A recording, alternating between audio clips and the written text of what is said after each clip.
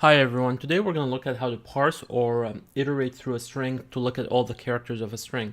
So it's very simple, quick video. You just do a really quick for loop, for example, so for, and then you put an index. So this is the the loop index, and then in, obviously, and you put the actual name of the variable that holds the string. So in this case, str, and then that's the loop. And this should really iterate through the string. So let's go ahead and check. So let's do a real quick check just to see if if it's working or not. So let's go if index, right? That's our loop index is equal to the character. Let's see. There is a lot of L's here. So if it's equal to the character L, then print for me. Print found the letter, and then I'm gonna escape the quotes here, right, to put the letter L in here, and I'm gonna say found the letter L in the string. Cool, and that should be it. And then I'm gonna say else print. Let me just go ahead and copy and paste this, make it easier in my life.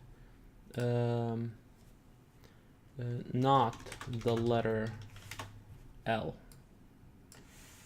right? Not the letter L. Cool.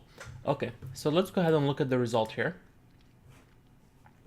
So it iterated through this string, hello world, and the first character is H, and obviously printed not the letter L, and then this is not the letter L, and then printed found the letter L in the string, right? Because it's an L, and then again, it's another L, and then not the letter L, not the letter L, right?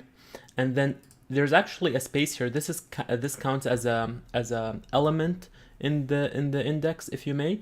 So this almost counts like a character, the space.